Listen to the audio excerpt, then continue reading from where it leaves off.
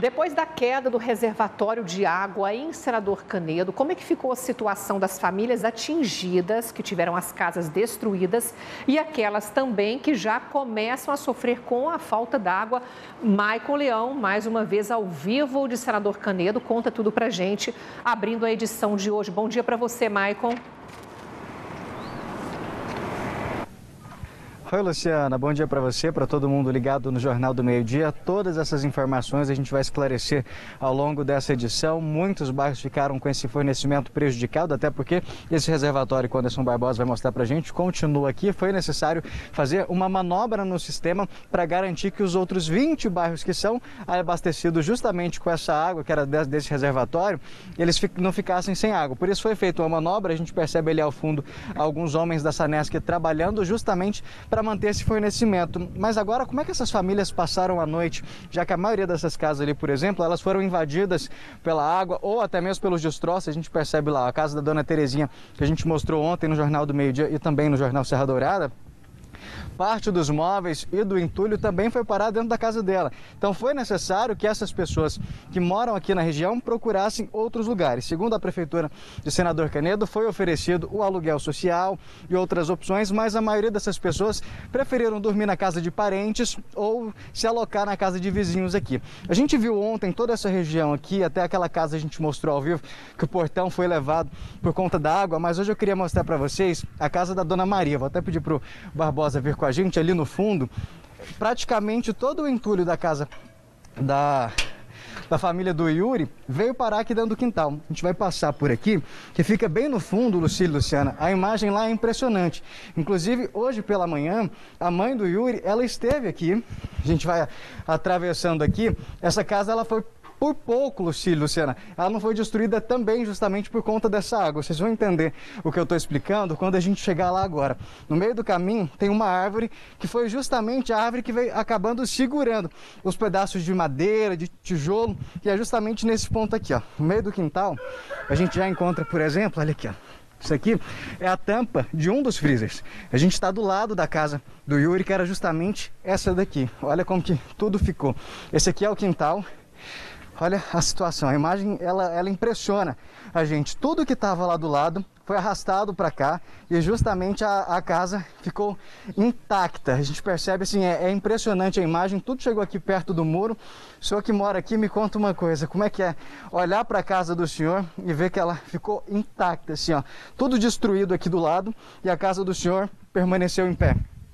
Então, rapaz, é complicado, né? É complicado a gente olhar para o quintal e ver dessa forma aqui, né? Todo o escombro da casa da nossa vizinha Dalila tá tudo aqui no quintal de casa. Aqui tem freezer, tem cama dela, né? Tem, igual vocês estão vendo aqui, tem cadeira. A ferragem toda contorcida. A ferragem toda contorcida, isso aí. Aqui está também a máquina de lavar dela, o tanquinho, a máquina de lavar tá aqui no meio dos escombros também, a geladeira tá lá, colchão. Tá lá. Tudo veio parar aqui dentro do seu quintal? Tudo veio parar aqui, foi tudo jogar tudo pra cá. Vocês encontraram também alguns animais da família aqui? Isso, lá tem os 2 cachorrinhos dela que tá ali no canto, a moça que comentou, né? Eu não fui lá ver, porque não pode ir lá. Os documentos dela, tudo tá aqui. As galinhas que estavam aqui no quintal também morreu, aqui tá debaixo dos escombros ainda, né? Então tá aí essa destruição, né? Luciana, pelo que a gente vê nas imagens, dá pra gente ter uma noção da força dessa água. A casa, o Anderson Barbosa está mostrando pra gente ali, sobrou apenas o alicerce, apenas o piso, tudo foi arrastado. A informação que a gente tem é que o Yuri estava no banheiro, que fica mais ou menos ali no final da casa, quando tudo aconteceu e ele foi arrastado pelos escombros e foi parar embaixo daquela parte de metal ali, que a gente acredita que seja a tampa dessa caixa d'água, até pela forma como tudo está misturado ali.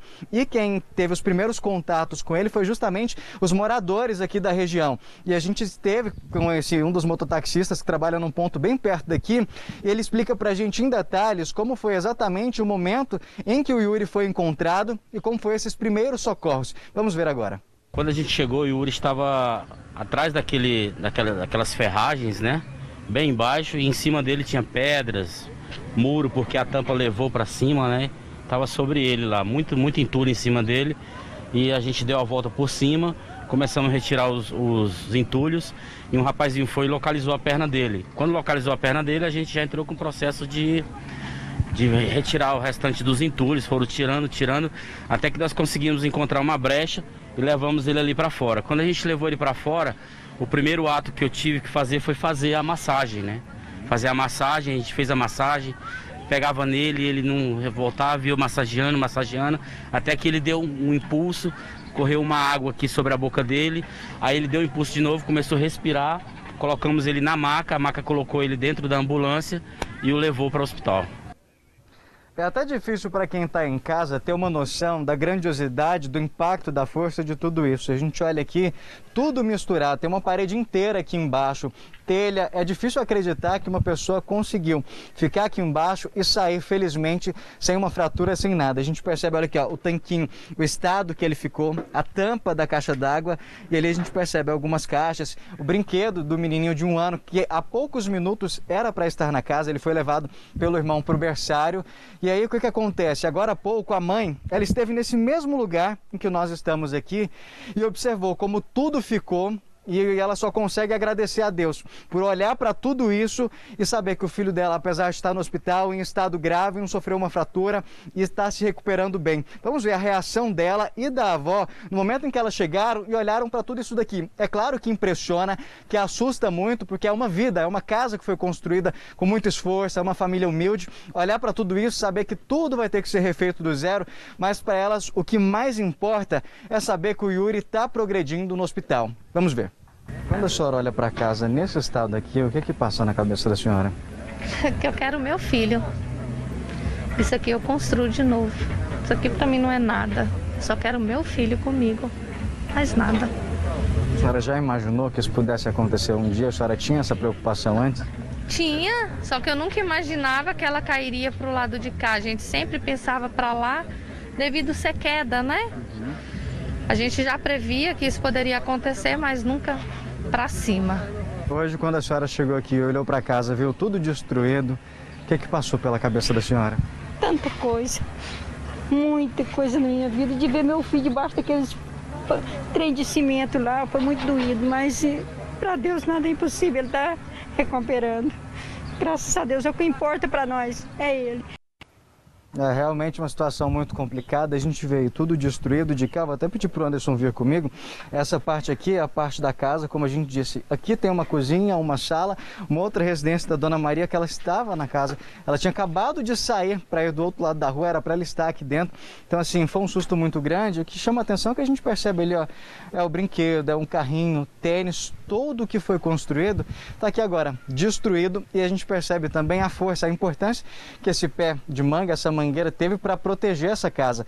Tudo foi ficando firmado ali, a gente percebe, ó, a madeira, a estrutura da casa, ela foi firmando ali, foi justamente segurando todo o resto. A água acabou entrando na casa, arrastando muita coisa, mas por uma questão agora, a questão de fé, que a gente sente muito isso daqui, Luciana, que por fé algo pior não aconteceu. A gente vai voltar ainda nessa edição do Jornal do Meio-Dia para trazer mais detalhes sobre como fica agora a questão das outras casas. A Defesa Civil esteve aqui pela manhã, um engenheiro da Prefeitura está fazendo vistorias nas casas, porque no calor da emoção, algumas casas tiveram um impacto maior, tiveram problemas maiores apresentados num primeiro momento, mas agora, até poucos minutos antes da gente entrar ao vivo, eu conversando com uma vizinha, ela me chamou: Maicon, olha aqui na minha casa, tem uma rachadura aqui que não estava antes. Então, assim, esses moradores estão começando a perceber que com o impacto, que vale a gente lembrar, uma caixa d'água que estava com 600 mil litros, apesar da capacidade ser de 1 milhão, são 600 toneladas, são 600 mil quilos. Então, assim, esse impacto, ele foi muito grande. Então, essas casas da região, elas estão sendo vistoriadas, a Defesa Civil está por aqui, o prefeito também, então a gente ainda volta nessa edição para trazer mais detalhes dessa cobertura, até para explicar para os outros moradores da cidade como fica o abastecimento, porque como a gente disse, o reservatório ele era muito grande, abastecia cerca de 20 bairros aqui da região, segundo o prefeito, mais de 20 mil pessoas. Então, assim, o abastecimento foi prejudicado, mas uma manobra na rede já está sendo feita para garantir que esses outros bairros não fiquem sem o fornecimento de água. A perícia perícia também estava sendo feita até alguns minutos antes da gente entrar ao vivo. A Polícia Técnico-Científica estava aqui justamente levantando essas informações para esclarecer o que aconteceu. Já que essa caixa d'água ela é relativamente nova, a informação que a gente tem agora, com base nos documentos da Sanesc, é que ela foi inaugurada entre 2016 e 2017. E agora eles querem saber o que aconteceu, a responsabilidade é da empresa que ganhou a licitação e construiu. Tudo isso vai ser explicado pela perícia, viu, Lucílio e Luciana? A gente volta a qualquer momento. Ok, Michael, estamos vendo aí os tratores, as obras já acontecendo. Nós vamos trazer mais detalhes como está todo esse planejamento para que não falte água e a Sanesc consiga garantir o abastecimento aí nesses setores, como é feito o monitoramento de outros reservatórios em outros bairros de Senador Canedo. Por isso, daqui a pouco você retorna então com outras informações. Michael, por enquanto, obrigada. Teria sido um acidente ou não? Vamos saber do Ministério Público. Depois do que aconteceu, o primeiro é proteger essas famílias e evitar, que isso aconteça novamente em outros bairros. Depois tem a questão da responsabilização dos responsáveis por isso, por um acidente, uma tragédia, vamos saber. Por isso, vamos falar com o Ministério Público agora, ao vivo com ela, Marta Moria, titular da 2ª Promotoria de Justiça de Senador Canedo. Promotora, muito bom dia, boa tarde, obrigado por participar aqui ao vivo. Como que o Ministério Público... Obrigado. Como que o Ministério Público vai tratar esse assunto a partir de agora? O Ministério Público esteve ao local imediatamente após o desastre ter acontecido. Estamos acompanhando em todas as frentes. A prioridade nossa, como a do município e da Companhia de Saneamento, é garantir que não falte água. Existem 2 problemas emergenciais, que são garantir a segurança daquelas famílias que foram atingidas de alguma forma, aquelas que foram impactadas, e garantir também que o abastecimento não sofra solução de descontinuidade. Existia uma previsão, na verdade, existiu um abastecimento de 200 litros por segundo que foi imediatamente interrompido, subitamente interrompido. Então, a empresa esteve no local fazendo obras emergenciais, fazendo uma ligação de uma outra rede, de modo que essa água continue chegando até os 30 mil moradores que, em tese, seriam impactados.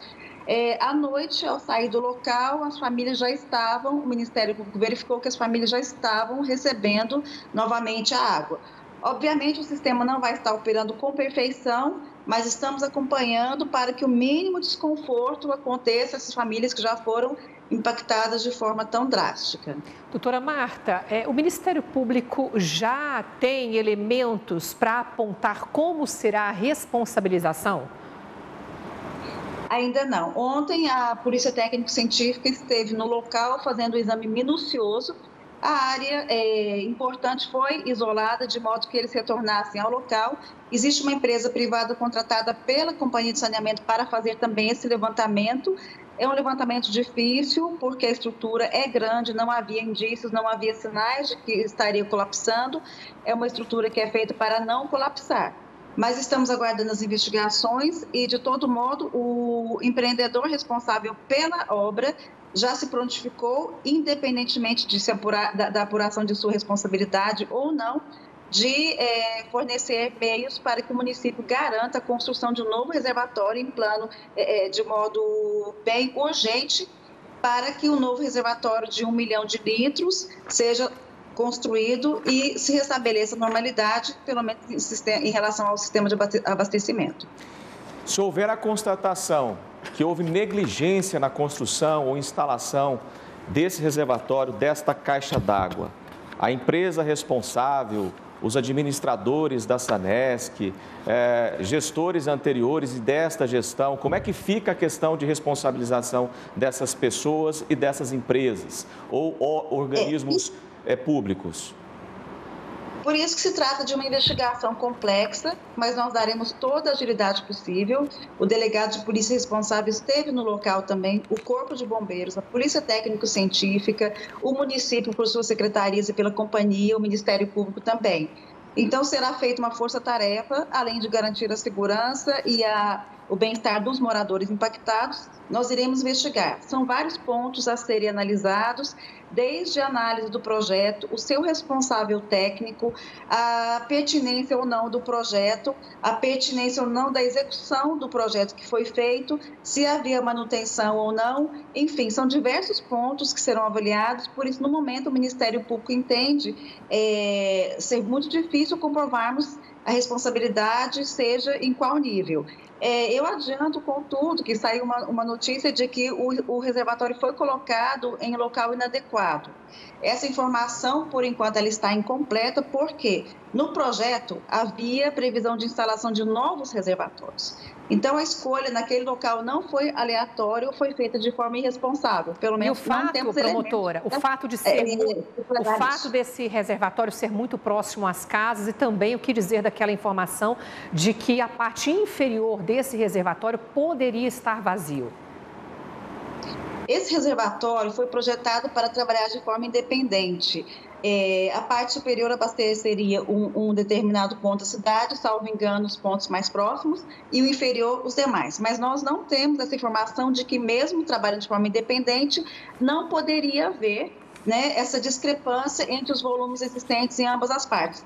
Contudo, nós não sabemos também se a parte inferior estava totalmente vazia ou se de alguma forma impactaria, né, a estabilidade da obra. Estamos investigando, são muitos pontos, então o Ministério Público considera precipitado e leviano qualquer afirmação de que a causa desse desastre foi essa ou aquela. Nós estamos avaliando com muito cuidado, mas com a diligência e com a urgência que o caso requer.